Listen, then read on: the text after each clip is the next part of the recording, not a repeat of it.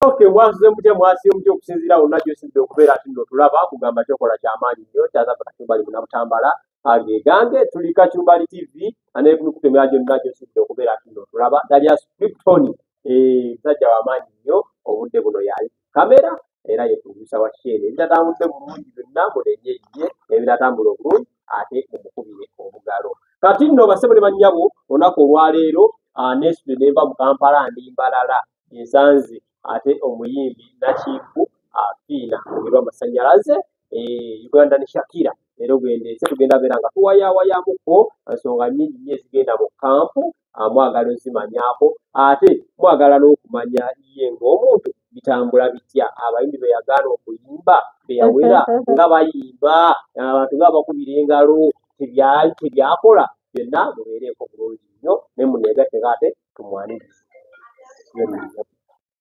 Nsiga bulungi, how are you?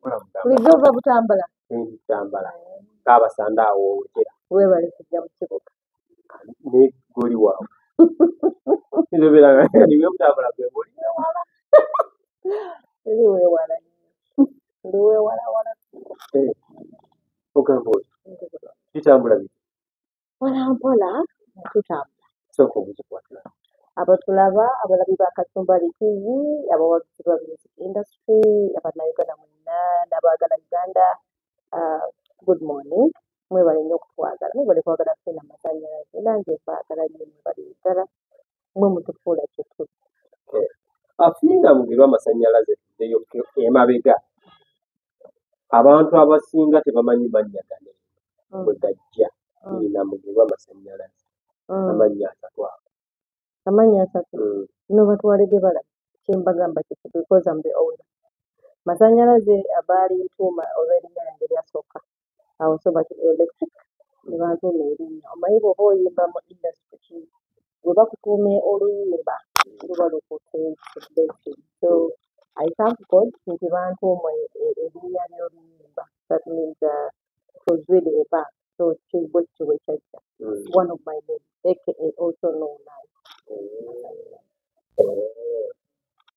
fiina lyeriro mugerwa tulireke okay oyingira ddi music music namuyingira mu 2006 awo nga pama wa digitali 2006 awo nawangula oli muto ne upcoming artist of the year ekitegeeza akabane abakyala nga Bajjuliana Irene Namubiru obasanga olwedi basita oyingira onyini emyaka nalina emyaka mito era kinsesa ebiseera ebisinga nosanga okunaga bannange nze nkuze nkulaba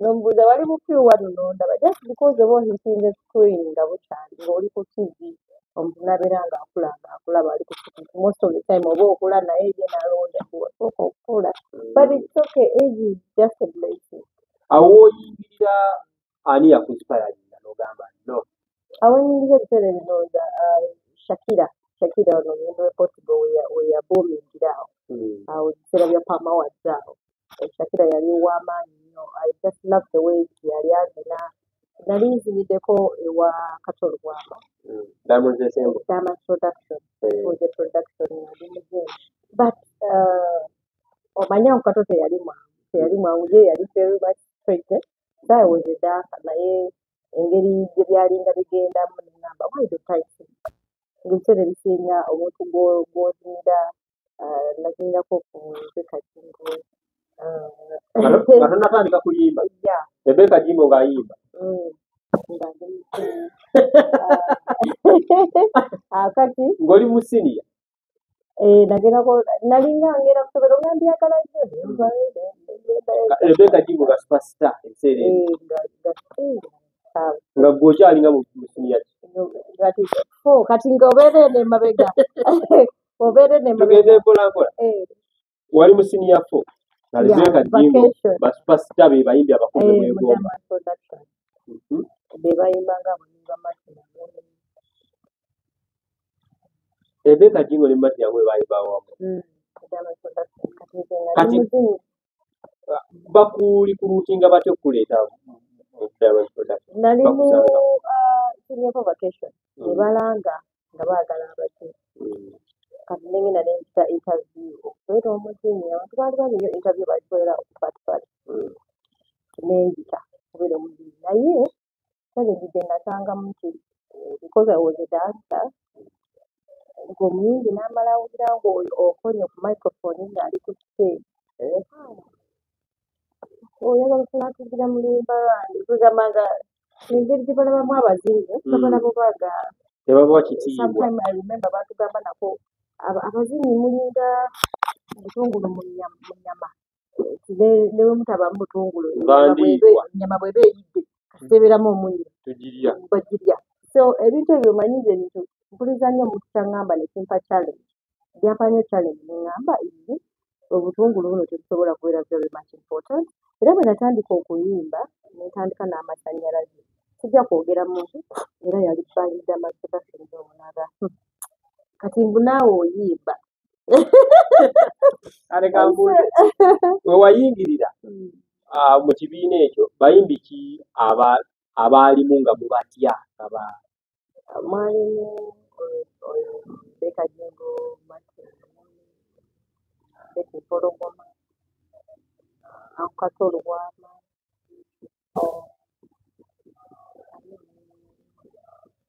bangi abantu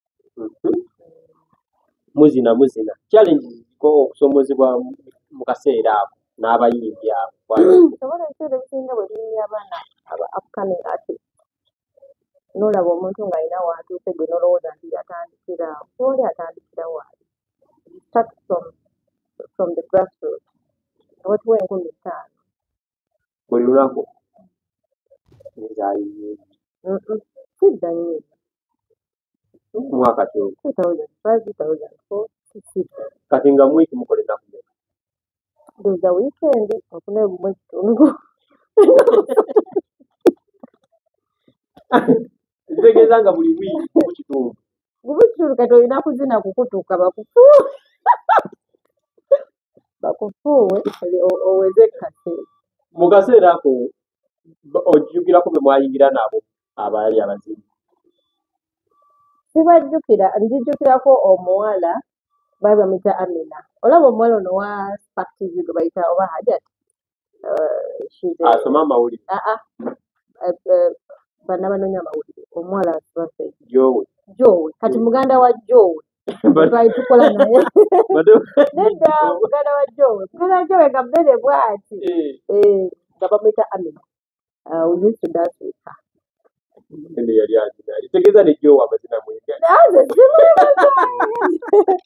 kati oyo gwe twakolanga naye to cut the story short it wasn't easy okubeera ng'ozinira abantu nga babalaba oba nga baweewe so ekyo kyampa amaanyi ebiseera ebisinga ngamba abaana abato buli w'obeera ne w'oba ofunye challenge eyo ekuwa amaanyi okweyongerayo okubeera nti baalinga balaba abazinyi bwe batyo ne w'oba oli mulwadde n'otakolako olwo nga bakusala ezo 5 ze bandikuwadde kyova olaba essaawa eno nti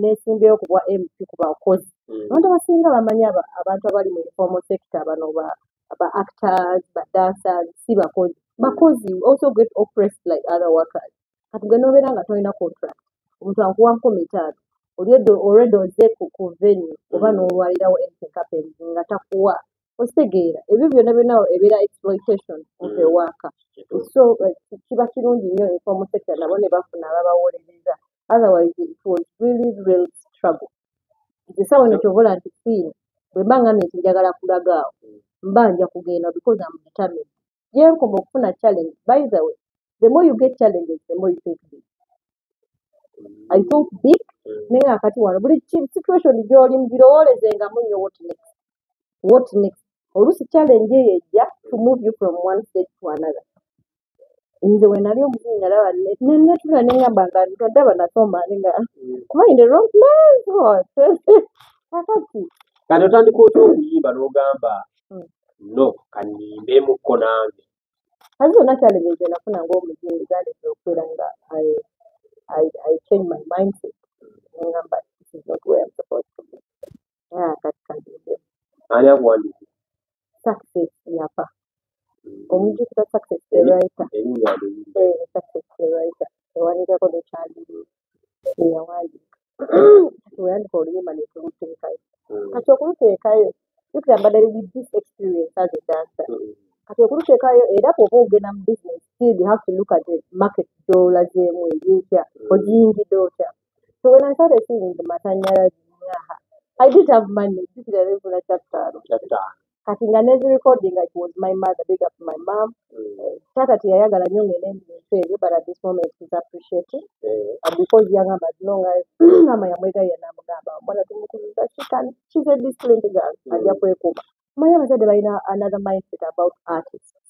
Babalowooza ba artists bamalaaya, aba artists bakola ki era mbadde ngakubuuza mu kibiina ekyo wayingira byalinga kuba batugamba nga tino ebiina ebyo weeyagalanga. It's all about okuza otya. Bankomekereza nnyo nga nyingira ebintu ebyo. Jjukira nagenda biyingira senior six nga sente ziweddewo nze ne courses ezisinga ezeeyongeddeyo nzeeweeredde. Yes, nze nsomesezza. Kaakati naye mama believed in me.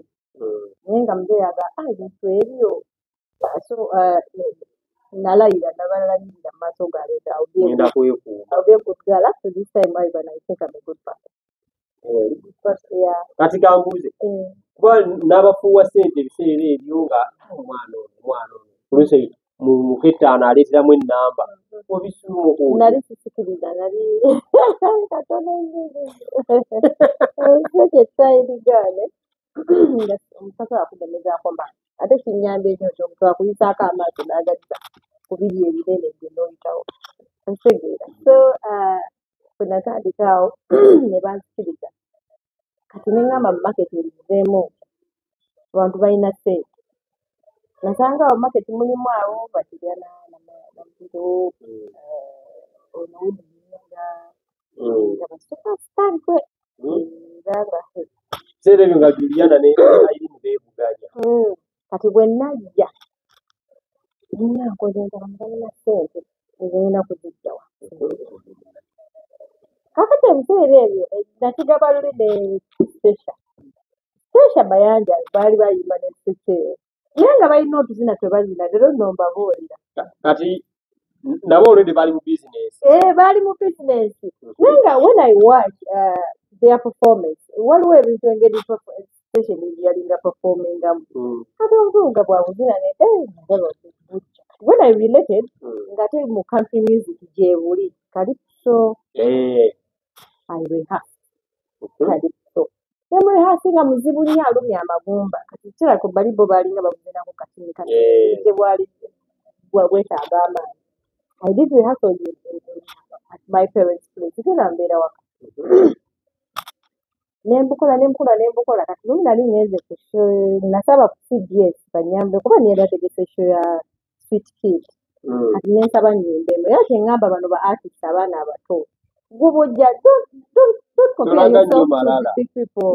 Otegeera manya wa gy'olina okugira bw'ofuna ekintu chance ne bakuwa stage bwe bakuwa stage utilize it to the fullest. Otegedde essaawa eno osanga omuyimbi omuto n'aba ng'atandika okuyimba n'atandikira ofe mutukoze muty abato who told you to join music? It is you people. You decided to be a musician. Sooka otule wansi oplaningire music wo oplaningire omulimu gwo market gy'ozzeemu who is who? What are you supposed to do? What is the entry point? Si kugamba nti opangisizza edduuka otaddemu amata n'otandika baneemukaaka ogaba okuteekamu n'otunde it's you who has decided to become a musician. Can you first focus on yourself? So nasaba nyimbe era nga Basukidi ba superstar nsaba nempe akayimba aka nyimbeyo kamu era bwe nali ntandika nengenda wali mu kikuubo ono original designer omumanyi atungira eri Salama Road kati yavaayo eri mugondi enonga sikusabagala likani andizira musanga awo ewahaji kati yali awo mu kiyembe ye yantugireyo okulo yali temabega kawumeme kweganze nayingira mu bizinesi nga mmanyi teyenjagala yagikutungira n'ateekako emabega wumeme nemuga ngiteeke ngaze designer wange giteekeko emabega kawumeme nagula overall ya orange gye nasookeramu naliteekamu Original designer ya because nemanya nnyinde masannyalaze kati anyambale ki okay. Kakati bwe nasooka ku luyimba lwa how did I come to luyimba lwa Bobi Wine bwe nasaba okujja okuyimba kwe Watiski ne banzikiriza bateekako nasalako erinnya nga baliwandiise kubagenda okuyingira nyingira bulungi nnyo backstage nenyimba oluyimba lwange lwennina naye nakozesa stage nenzina obwo obuzina bwaki kalipuso kati bwe nabuzina bwe mmala okwambala okupafominga jjukira eri ewa Uncle Kato production nayigayo ekyomuyimbi okubeera decent nga bwe manzija engoye zaze ngenda okukoleramu era olaba kyannemeramu paka kataye kamwe na covered like that ojja n'oyambala bulungi nnyo n'olyoka ogenda ku stage so nali nzizaako engoye zange nyambadde kati Babby kwe kujja I didn't know her Babby nga balina Babby mukyala wa Bobi nga bali bonna mu kaseera ako yes kakati bwe yajja backstage nanga Bobi akuyitako nze who is Bobi we ndamubuuza mu kaseera ako yali amaze okupanga w'amaanyi yaliwo kakati nga simanyi na mukazi wo segeera bw'olaba muwala ajja n'agamba Bobi akuyita abadde agamba nkyolala kwogera naawe nembala neekola ki nenyambala n'ayita Bobi nali muko oluntu simutumala seyoga kuva dda ng'okwegiragira ate gwosanze backstage ng'abantu takuki kakati najja ne bajja emabega nga bude backstage nga mwana njagala obwo obuzina obuzinire mu vidiyo yange sooka oleke Babby yajja n'akugamba kitegeeza Babby yalinga manager wa Bobi I don't know but I think they attended Sweet Kids concert kati ne balaba nga nzina obwo kati nejja ebiseera ebyo DJ Shield nga yankolera bu Megamix ng'akolera nnyo bu Megamix n'agatamu akashakira when I'm coming on stage ne mugamba Shield abantu kukola video laba it's fine kati bakwadde oluyimba oluwulirizaamu olwabada tebampuliza namo nye was born a dancer bo baali baagala kali buno bwe nalinga nzina ku stage kati bwe twatuuka nga bannonanona waka okumanya bo baali babaze ekintu kino Bobi Wine bannange bannona wa maama wali webanone waka wansi ne bantwala twakwatira mu maka ga obsessions baali basuula babaga kati kwekunda biraba otunulira vidiyo ya bada nga sirina costume ekyo ekisatu okiraba nakupesanga zimpeddeko waliwo yempale gye nalimu ensale nga nze nsalira costume wezanzibwako nalina n'ensuuti yange amakula gye walanga eyali akwata vidiyo ngono producer nampa ekisaati kye nga shoti tezinagwayo agamba na kino kyambale yes era bw'okiraba ekiri mu bada kyali kya videographer kane tumalira ne banziza ewaka olwalina esikaledi ye nze sijjukira ne banziza ewaka but baakunona ewaka n'ogenda n'okola lunaku lulamba ne bakuzaayo kati wamugamba akaseente mukuokozi oti saalina namaanyi kiraga bandigasa basente saala muza otegeera kati but then I thank him that oluyimba lwanteeka ku market naate omubanji lwanteeka ku market ebiseera ebyo nali simanyi rights zange but was at this moment yali wakasasula sente mu kaseera ako olunaku lwalinga mmeka nga mugenda okolera abalala what do you mean olunaku kukola lwalinga lwa sente mmeka ogenza okuzimbira kale mwali mukolera ddala Desemba avaayo dda nga bavaayo ntandise okuyimba otandise okuyimba mbuzi oluyimba amasannyalaze ate tugambe kale nga mitwalo sebiri but I remember Babby yampaayo mutwalo yampa omutwalo nga bansiibula abantu nsize ewaka awo kati kyo bangi lwali tugenda ku bangi but truth to be told I thank him because he supported me ate kiina level gye twatwala ebiseera ebisinga sente there is something you can get not worth any money so that video exposed me awe natandikira kati awo neŋŋenda ne Dawusi omulangira Dawusi netwala yakayimba I thank that man nti ebiseera ebyo essaawa eno kizibu okusanga media personalities alaba omuntu n'amulabamu potential n'amupromoting abantu abo balina a lot of passion about music nga bakuwelcominga ng'oze nga balaba olina potential plus Abe Mukiibi yasooka okunteeka ku stage eya Kitobero ne Isaac Mwindo Famawat but Ndawusi yankonectinga nanga kati engeri gy'olina amasannyalaze gano genda bakuwe sponsorship olwonoonya zikola video bakuwe sponsorship ewa Sebagala Nsandi tukuba obulamu bwe wano naye tomugamba nti nkugambe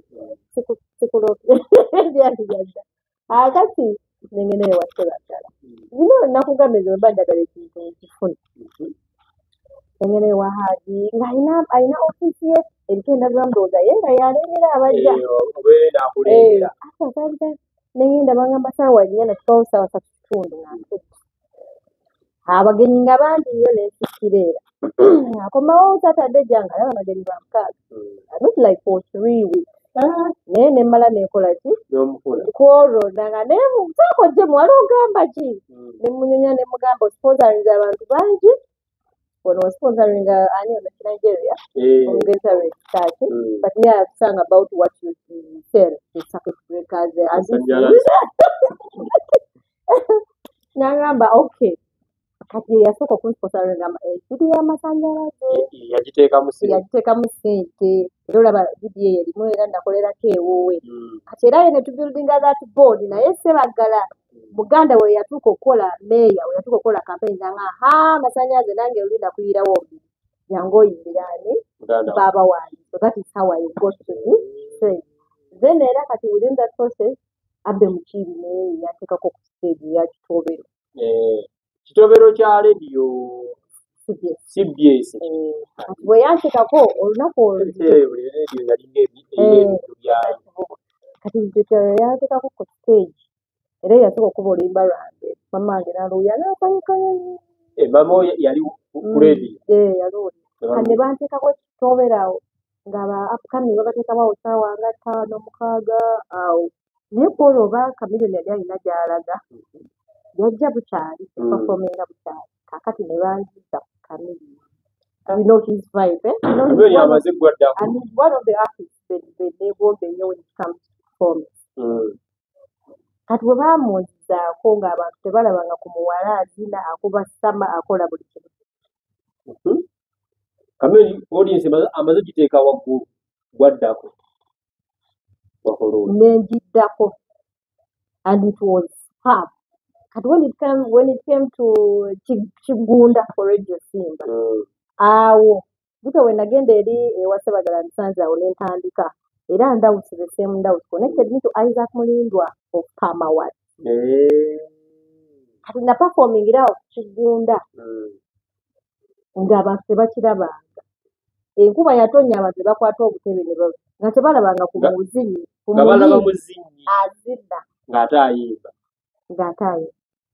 kati okuva Radio Simba n'entongoza nga zisibeera ku program wabula enkuba wejjira awo bwe banzijira kuba abantu baba tebavaawo era nga batyogera Monday to Thursday. But after that I got connected to Famawat. Why I salute Famawat, they built me. With that performance bantuka ku trail yaabwe ne searching for talent Uganda yonna n'otambula Uganda yonna nga banoonya talent bwe twatambula Uganda twasanga n'entunga bwe tusanga kinakino kati ebiseera ebyo nga bw'obeera okola nabo bateeka ennyimba zo ku buli radio eggwanga lyonna kyova olaba nti bwe tukuba border to border tookoma eno nti bw'ogenda ebwera okuba era olwadizi zange ozirabye someone was like oluyimba lwonga luli everywhere n'obeera nga luwo tukaba lumanyi so those guys it was not all about data nti asinza data yasinza awaadi bwe baanominatinga ng'omuntu nga bakupromotinga n'ogenda mu ggwanga lyonna do interviews ne bapromotinga ennyimba zo buli wamu buli kasoda buli radio nti otuuka n'eri enzala yonna mu Juba ng'okuba show up to this time I go there nga balumanyi bulungi nnyo so I thank Famawat nti balina strategy nti omuntu wamunominatinga bw'obeera nga ne waaba tawangudde ng'asigala ali ku Nope aba afunye mu kuba ababeera bakupromotinze ennyo. So those are the things we would like to be back. I don't know because I wasn't in their management, but ekintu ekyo kyali kirungi nnyo. How I wish omuntu akola award yandibadde atunuulira nnyo blueprint y'abantu abo. Baali bakola bulungi nnyo nti we were promoting. Eyo gye nalabira ne Nseba Sseguya ow'amawulire. Kyobola nti abo Basseguya abo b'amawulire balina board gye balina naffe. Nti baatuukanga baatulenga it's all about people, media y'ebiseera ebyo nga it's all about promoting someone. We were passionate about promoting a product of Uganda. Bagamba nti ne mwakolanga ebikyamu nga tebabiteekayo. Era bakwano baffe ye muntu asobola okuwulirako something n'akubira n'agamba is this true and this balina omukwano nti tebafaayo ku likes, tebafaayo ku nti oba ataddeyo content naye babuildinze balina that bond with us. N'omuyimbi nti osobola okubeera ng'olina mukwano kati nze nga bwezi naawe. Babuloga b'ennaku zino bo baagala wali eri tugamba okubyesama empale n'ekirako bweti kye bateekayo ekyo. Simanyi bani I'm talking about abantu be twakolanga nabo baali balina omukwano nga they minded so much about a personality, a brand obutajona because be baatuzimba ate nga balaba bwe batoonona ate kiba kifu. So nze okubeera okujja mu limelight media yali y'amaanyi n'omukono ogw'amaanyi Ndawusi abemukiibi radios ezo kati obola tebatetuze sibimanyi ebyokufuna ssente ku radio naye nga bw'oleeta oluyimba olulungi balufiirako owulira ng'ogenda ku stage bwe nagenda ku Palm Awards ng'olaba Isaac afiira you can do it ng'omulaba nga naawe wennyini oteekamu amaanyi. Abasajja abo balina engeri gye baatuzimba tetubeera ng'essaawa eno twakola amannya omanye erinnya kizibu kya dikola. You can sing, you can have a hit, naye okufuna erinnya omuntu ogamba nti wundi wuuli it's not easy. So I mind about keeping my name safe as a brand because I came from afar. Kati kambuuze twaliwo abuzza nti sooka otuyisizeemu moment eyali ku video shoot ya Bobi Wine. Bobi Wine mu kaseera ako yali atya, video shoot yali etya, amalala ge n'okuzimbazimba. Sooka otuyiseemu moment olunaku lwali lutya? As usual, he's friendly, ali friendly. Ate kirabika bo ne Babi baali babazenga obuzina buno bonna we babweta. Era bajja bonna ne bannona okubeera nga baali babaze omuzannyo gwabwe. Video mwagikolerawo? Twagikolera Lubaga where the operations used to live. Tebabeera twakola video we yaggweera neya shooting yali monster bamuyita monster. Buli kimu mwakikolera? Buli kimu bakikolera ne bakola ne cutouts endala ez'omuwala ne mazina ebyo mulaba yali ataddeko mask yali n'akaggo byonna twabikolera. Okuwa yali era olwo olunaku navayo omutwe gunuma aluma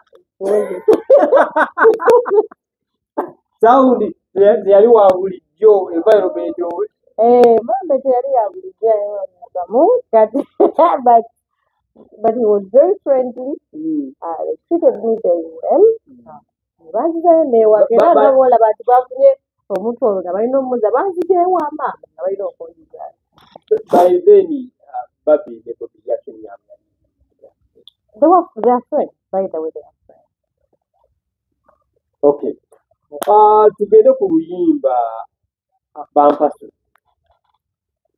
Okuba odi era Genesis yali yayita.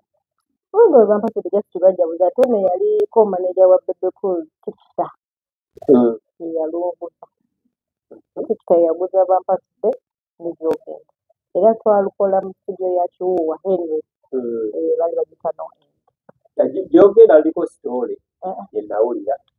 Wawulira biwulira kati yogera naye. Didn't have any story. Omuntu yazireeta bbiri yali ate nawulira kyali kibozibozi. Ebyo bibozi naawe ebyo byalai. Then Fundukululu oluyimba olwo Walkagaya yaluwandiika.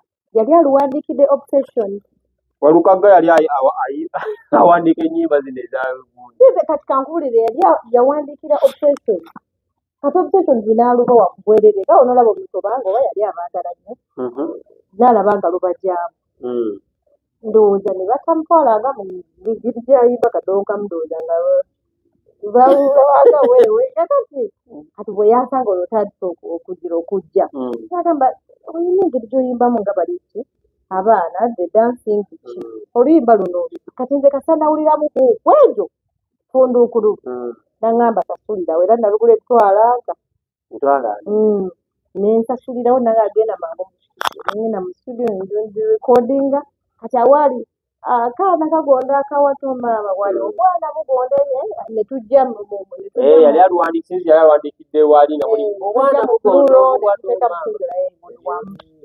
so bagenda okwejjukiriza nga nfunye ne bagamba kale senga faamu because the guy told me they spent with that song for over a year. Walukagga. Waiwa composers abo bwakola oluyimba bayagala nnyo olukole. By then Walukagga nga star. Kutanze namusanga oba mmakirire namugwako. Aga by the way nina oluyimba wano luyibwe kana gwozimba ozina bulungi. Koze kandoweze. Tekasanawulirako nkugenda mu maaso. Mutwale ane egyogo otudde gyali mingi nnyo. Kati awo ng'otandise okukola akasenteko. Awo ng'otandise okukola akasenteko. Sente nnyingi kiki wasooka okukwatako bakusasula mu performance otabawa? Yali pamawadi. Kati nga bajja bakola regional tour. Search for talent. Kati wedda olunaku batwatuuka poto twagenda. Search for talent na Kigero oba website yaabwe. Kati nga bw'otuuka bakuwa kuponi y'emmere soda buli kimu tolina kubatawaali. Ne bakuwa ne ssente zo ebbaasaayo ne bakuwa ne road. You used to sleep with the best friends. They had money because I think they had sponsorship Kayamba and Zaina Bell. Nagenda okufunira ebbaluwa ebbaasa nga mulina emitwalo 8 nasanyuko nkubira maama ssente nga tekizikkiriza nti 26. But I thank God to be consistent. Wakubira bamisimu wako. Maama, era naye yasasula ne muddize 15 ge gye yasasula naye yasasula 15 ewa Kiwuuwa. Okola oluyimba. Naye studio ya Kiwuuwa teyali ya 15. Kati nga busasula 15 ziba nto. Kati awabakuwa time ey'ekiro. Era walukola kiro. Nalukola kiro nga abanene bamaze okukola awokolera mu time ye bwabwe bwe baleseeyo. My mother told my brother to escort me. Era ne bamperekera nendikodinga oluyimba. Ekiro kyabanga kiri okulikodinga naddala mu abanyingi abakyala. Anti nagamba mama eyamba bagana ne bamperekerako. Babeera wali ng'olikodinga. Ennaku zino waliwo baproducer balina n'ebitanda I think bebizze kati ekyo kiva mu respectinga mulimu. Then ekirala n'abawala ogeze mu studio kiri why should you go alone? Anti ebiseera ebisinga we're talking about sexual harassment among women. Anti tolowooza alina okuyetivite producer agamba omwana ayinza obeera ayimba eddoboozi erigira kati tumuteerawo ekitanda neyiibaka naawe. Problem eri nti abasinga batandika emirimu gino nga bakola lwakuba gundi yakola. If you're focused and you very well know what you're doing, you can't go into that. You can't. Ojungamba nti okola production ekiro you go alone that means nawe olina kyono. So tofunangako incident yonna mu music and you feel like no regulating okuyingira music industry and you feel like you want to give up. One other thing, a challenge that I in the music industry, this goes to the girls. I don't know whether it happens to the boys. There are so many presenters in Avera Yagala Quality to play your music. It doesn't say that my music is been played already. But not so much. Not so much. Okujjako abaali babirizingira mbana abaatandika. Naye waliwo n'omu sobola mwogera. Kale tugerako. Kale yali wa ku radio? Sobola kwogera radio. I was such a young girl, whatever that I now could be thinking like kati yatuka ekiseera n'otuuka n'ombuuza bw'ofukamire naga Kabaka tasiimye njogere naawe. Oyo aliwo emmengo. Nedda teyaliweeyo. Kabaka tasiimye sijja leero kwogera naawe. Era nga so I was like, if you want to play my music, to play it. If you want to play it, to leave it. So you just stick to doing something nga biri good omuntu ng'alina kubeera force okola ekyo okuzikuba. Otherwise for the girls bw'olowooza nti ogenda kwebaka na buli omu okuba ennyimba ze bw'otamukolera kyayagala bw'atasiima anaalukuba ekya. So you have to keep focus. Just do good music ajja kwetambaika. Good music ajja kwetambaika. Bapulizente ebiseera ebyo abaakoleyanga ebintu ebyo obudde buno bw'obawulizaako kiri kitya gye bali bakyakola bitambula bulungi. Okuva mu kaseera ako abeera nga buli muwala yali akole amugamba ekyo budde buno abamu baana ng'abangi era n'abaakatunda babikola abaana kubeera we keep advising the girls and the just keep focus. Si buli omuntu alina mwebaka kuba oneebaka okuva ku producer kuligenda kimanya ntigaaliya paka lunuukomawo. Tewakubako kaalo ku kaalo yali dama production eyo yali dansa nebyentama ndaba mugenda Masaka simanya wa kusoomozebwa ki okwalingamu payment kyokka gwe tekyako payment zaali ntono kati baatukanga ekiseera nga ku kyalo kuliko restaurant manager n'akasulwayo nabagaa kati nsasuddeyo 3,000 ayagala okulya emmere esinga obulungi weeyogere katono bwamanga emali ebyo ndaki yali male ngalina wamanyise kati emmere webeera ya 5 okwata ebbiro zeteekako okulya ennyama yinza okuba nga atatuze ebijajaali ayagala ekisingawo nga weeyongerezaako. But that is life. Ebintu ebyonna nakugambye whenever you get challenges you're always forced to think big. Era bw'oba ofuna challenge n'otalowooza nnyo for the next step you have a problem. You have to always think big. Give challenges a chance. They are just a training for you for another level. So oyingira otya ebintu by'obukulembeze bw'abayimbi? Ebyobukulembeze bw'abayimbi ntuuka banteeka mu forum. Nawulirako about fight for Uganda music, but radio batandika Chameleon, big up to all those people, Julius Swanza Renew, Silver Chagulani, Juliana, they batandika Isaac Ruchi, batandika Save Uganda music. After batandika Save Uganda music, their aim was like batandika okutegera rights zaabwe ng'aba artists. Olubala copyright, people use our music, they don't pay for it. Kati ffe tujja tubeeranga tulaba ate twabalaba batuka ekiseera ne baagala bakyuse obukulembeze ne bayitanga abantu ajuzi abayimbi nga tebakola ki tebajja kati gatidde neŋŋenda nga bagenda babikinga Jahasia munyonyi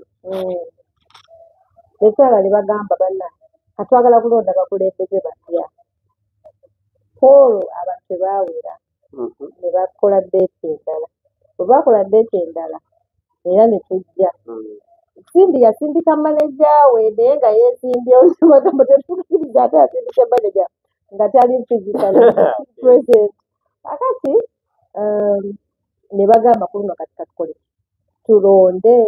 That is when they elected Madam Sophie Gondia as the president. Whitey Benda was there, n'afuuka vice president. Tegeeza balonda bali awo balonda kubanga bagamba katutandike revolution is started by such a few people. If you keep waiting you won't move. Ne batandika kati awo council Silver Chagulani ne batukesa ne bagamba you know what, let us register tubeere nga tuli under the law. That is when it became Uganda Musicians Association. Nebeera registered and the lawyer wafe the council Silver Chagulani.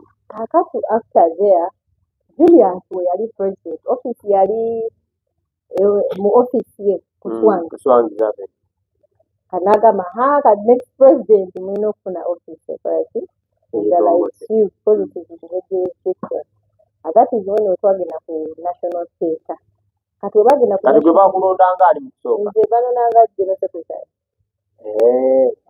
general secretary for kati ne baga tukozesa okufuna office kati okufuna office nga choose to be told UNCC mukati yagala kulaba abantu babantu asikimanyi at first ne bagenda ne basaba bagira nga nebya office ne baga ya sente mmeka netwesonda netutuma ono omulenzi tubayita Walter baali tebamumanyi najjanga pansiza office kati bagenda okulaba enkeera nga yefaba omulese egwe bakola egundira gwe stinga musaddeko Madam Sekigome naletayo akatebe byamawanga magatte yalesa akameza yalese ka printer nabitawo katebe naye ng'olwedde bajulius baabamaze okumapinga nga kubanga baffe baatuwandiisa nga tuli nga bakusanga waka bali mujje mwegatte mu kibiina netugane tufuna ID netubeera bammemba kakati angaga tutandikira awo kati wetwatuka ku national theatre netufuna wetubeera nga lumu bagisaba mitwalo oba 8 omwezi buli mwezi 8 national theatre ate nga yabayiri ebyo byonna byonna twali tulina okusooka okuyingira kati bwe twayingira netandika kati bayimbi national theatre lwaki sente we zaatuka nti zakwesonda neyatuteerako kufulu jjukira nali mmaze okutandika okutambula sabdigitol tambula yatusasulirayo emyezi baali batubayo yalinga ebeeta yagisasula nebababuuza naye mukibasolozesa abayimbi kiki that is when we balekera awo nga babagambye temubasolooza bamusawo sekera national theatre awo netutandika Sekigombe bali yagenda mu politics naresign ejjukira we yeesimbawo ate constitution yaffe egamba president bwa resigningawo in case of anything vice president afuuka president by default that is when White Benda became the yeemwoca Benda alinga oba binaayisa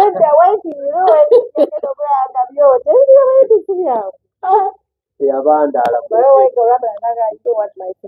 nzulaba yankaluya ngandaba bino ebintu biri too much naluzayinganga naye ayogedde kakati ebiseera ebyo simbi yalina akagurupu ke bamuteeka muba nga bakayitaani kati ne tusipooti ne tugamba kati no tumwetaaga kati baali bakampeyini nga baagala president vice president owa White Benda online simbi neyeesimbawo zaawedde oba n'abaani abalala oba naani abalala abakyala besimbawo as I campaigned for Simbi she couldn't believe it n'awangula kati bwe yawangula n'afuuka vice president kajjukira era in respect of our constitution White we yatuulawo ttawulo nga byotezza kati natekinga over up to this time and I thank her asobodde okubeera badictator baali badictator okulonda ne mukujjawo ne mufuga bye mwagala nedda okulonda kwali bwe kuti aiva okulonda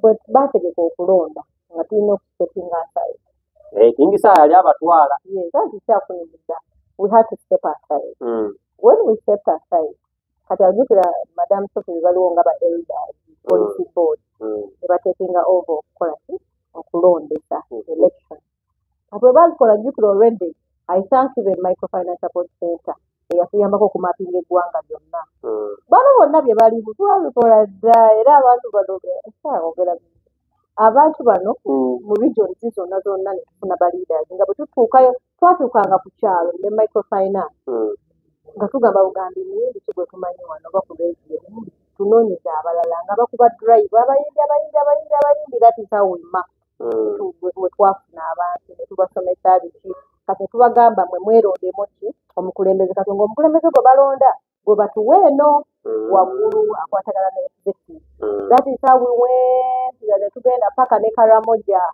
nawe twagenda abo bo twakikolerako online nasooka tukolerako online but at last ne tugendayo era nabo nga beeronzeemu omukulembeze waabwe kati ali bulungi nnyo Express so ne tukuŋŋaanya regional artists leaders ne tubakuŋŋaanya oyo omwami Kalumba ye yali Masaka ye yalina becoming regional coordinator obola abali we baamukwatako baatwala kiwedde aba federation akati we are becoming a regional coordinator. That is how we started coordinating. But when it came to the election, kitegeeza region zonna zaalina mandate, zaalina right elonda.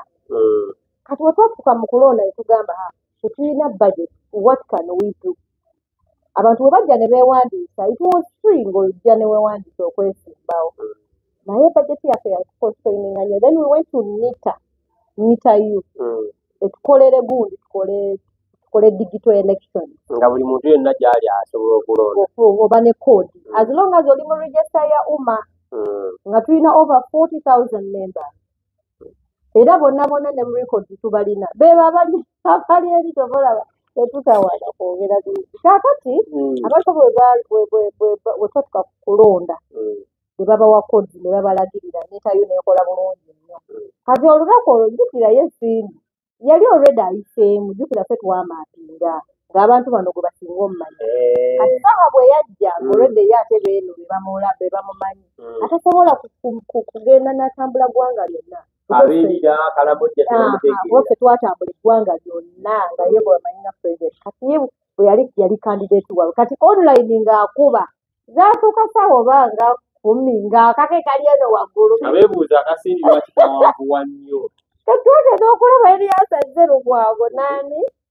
nesaha ku location ku national state etwalayininga oba amasannyalaze geekangamu bwevu ne bagigaana kati bwe bagigaana police board neddayo ku ministry eriyingiddemu kati nsonga ki bo gye baawa nti akondo kadduka nnyo ensonga gye baawa nti baakakwatamu oba amasannyalaze geekaaka nitayo negaba bannange tewali kye twakola naye nga bo tebakola olwafrontize border rebellious kwabo akati ne bagamba awo tetukikkiriza twagala physical kati obagamba physical kitegeeza buli region walina okubawo police station which was going to be expensive policy boarding egamba it is going to be expensive so ne bakola resolution nti bonna buli ayagala okulonda ajje ku national state and it is impossible why because even the other members had the right to vote because they are registered members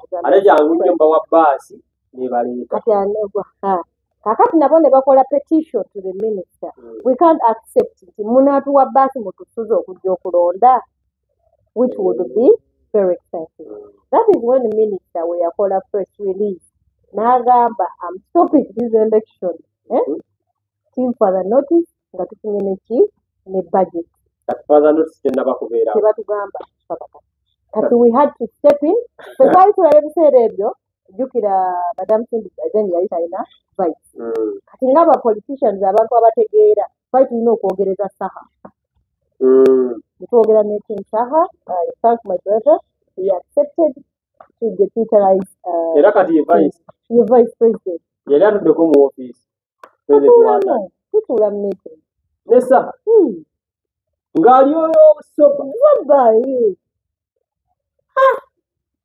bantu baagala ekintu kyabwe mulinayo gundi yonna resolution meeting gye mwali mutudire mugira nti ono ateesezza kino why not kati sawa yateesaako leka naawe kusalawo that one is our vice president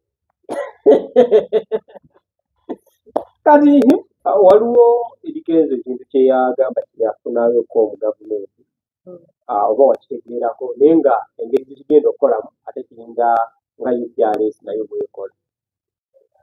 For that, I can't comment about that because I also didn't understand the management system. Yeah, what we believe, we had done research about the EPRS and gotten some gaps. about its implementation, how it's supposed to collect and distribute, because its role is to collect and distribute royalties to the artist. But problem here is so much into wano ku collection.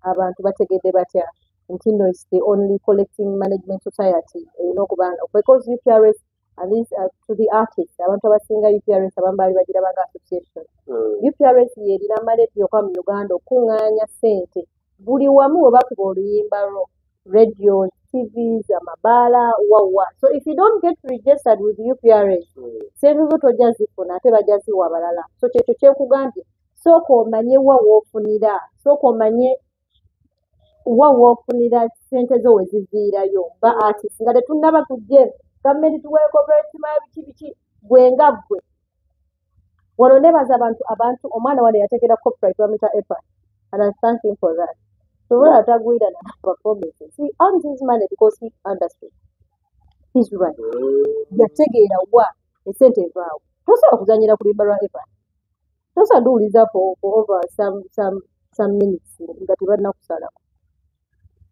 yagazetinga ennyimba ze he protected himself oli nali ne puzzle n'agamba eno bino bye bayimbe EPA tasobola nyimba kubanga ennyimba ze tebazimanyi yakoze kimala saasaanya music. I won't comment about that because it is his opinion but my interest is all about the artist okutegera right ofunira wa ssente besides stage wa walala wa ssente performance UPRS wadde kali kajja katono naye kabeere nga kakuwa ennyimba zo zifunire distributor you can't distribute your music for over 200 platforms kitegeeza olina okuba ne distributor omuziki weebali batwalako ka percentage katono nnyo okubeera nga music oba mu extending to other platforms so those are the things that tulina okusomesa abayimbi nga tannajja mu music era kino it goes to the young artists olumala oluyimba lumu yakayimba ekirala ajja muyimbi muto n'asooka kubira nnyimba 10 you're competing with yourself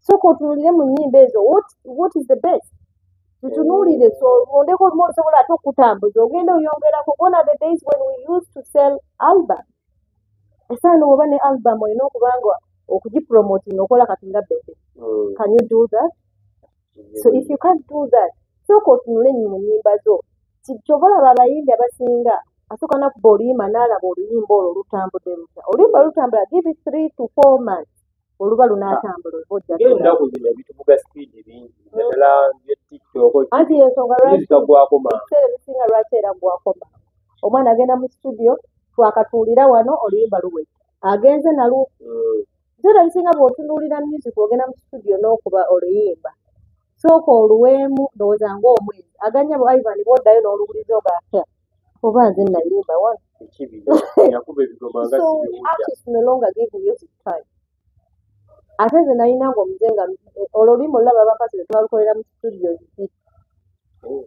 for comparison olabe oluwa producer n'omuwa lyrics zokka nono n'omuwa lyrics zokka n'owulira production ab'ennaku zino lwagenze ne posta aba yagitulemeza dda nengera studio nga lufulumya kati ate ekira tulina copy and paste omuntu n'awulira track ey'omunigeria ey'ebweru n'agiteekamu ebigambo by'oluganda how do you expect to penetrate the international market ng'eyabiyimba gyali ate abo balina copyright osala booda ya ensonga lwaki olaba era zigenda mu ka X ku YouTube oba obye track y'oli so nze ebbanga lyentambulidde muno we have beautiful sound bw'otunuulira muno they have beautiful sound bw'ogenda wawulidde ekyabadde ebusooga they have a beautiful cadody abambaale very very beautiful eno balina ekitaagulo but we have failed Ugandans tetulina identity when it comes to music we have failed to identify ourselves si kadongo kamu ya identity ya Uganda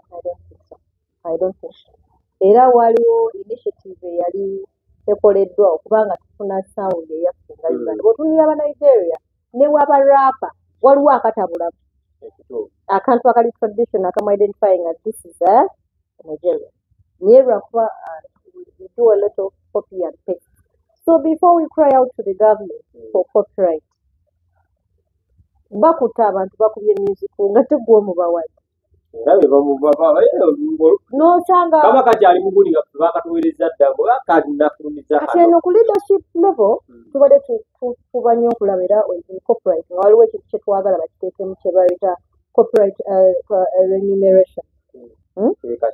Private copy remuneration. When I talk about private copy remuneration, instead of single gadgets, when I talk about the gadgets, the electric, it's single music, large phone, laptop. Katinga tuagala. Music industry is not all about because it's surviving ku extra budget.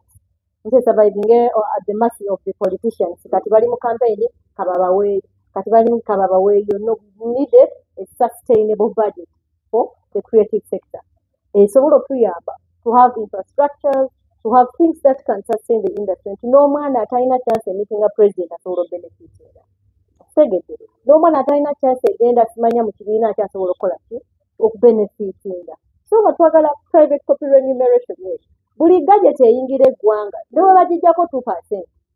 Negena mu fund, not music industry, creative sector. Negena mu fund ya creative sector.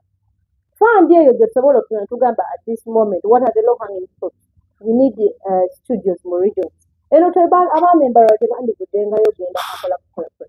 Because we have a lot of talented people. Nawulira ebitenza agamba nti sente twalimu okukola okuzimba studio mu region ziruwa eyenero omanyi kale ngoba wabiwulira naye nga bwenabiwulira bamuwa sente ez'okuzimba studio. I think so that when it comes to the creative sector, it's not all about music. See music here. We have 9 domains, full 9 domains. We never fail. I think very organized. Very, very organized abantu abo. Botunulira waliwo abawandiisi b'obutabo, botunulira waliwo artisans. There are very many people abali creative. So when we talk about the creative sector, maybe we don't joke about creative sector because I'm at the board level of the creative sector. So get into music only. So I appeal to the government whenever they're looking at the creative sector, they shouldn't look at only musicians. They should look at other 9 domains. We have 9 domains. Abawandiisi b'obutabo, videographers,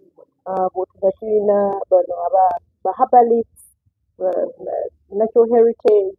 Mulimu na sibe basawo b'ekinnansi bebo kati nga abakola covid bamafiina abakola eddagala mu natural herbs. It's when abantu they are going back to the roots. Tebakyagala mina ddagala erimala makerenda baagala nnyo kabo. So abo nabo bali mu creative. Otunulira bano ba artisans abaluka, those are also creative. Naye abo mubafaako otegeera kati kyenkugamba bw'otunuulira ba silent artists be bano ba painters eyo babayita abasiiga ebifaananyi kati abo be bali ku normal gallery, but truth to be told normal gallery eyo tulinze because state abantu batyayo waggulu because of state house kati nga twagala tufune ettaka eddala abantu we basobola okwetaaga. Kyo nawulyako nti national theatre ogenda vaawo.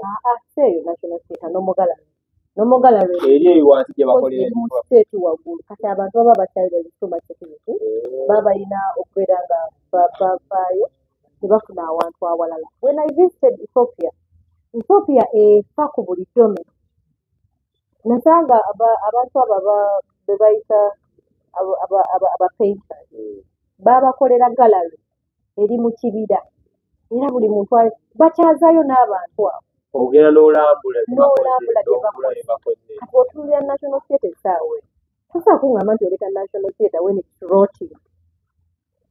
it's rotting and you go and start simanya kukola kiki. I don't want to go so much into that. We don't have we have one.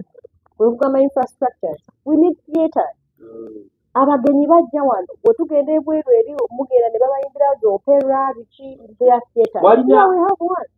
Jeno yalina enteekateeka y'abayingi okubazimbira si bayingi ba artists bonna kale ba artists bonna okubazimbira ekifo nga omuntu asobola okugenda ne ba concert center kyali wali bwe bajja kikyagenda mu But maaso. unfortunately, NSSF yasinze amaanyi.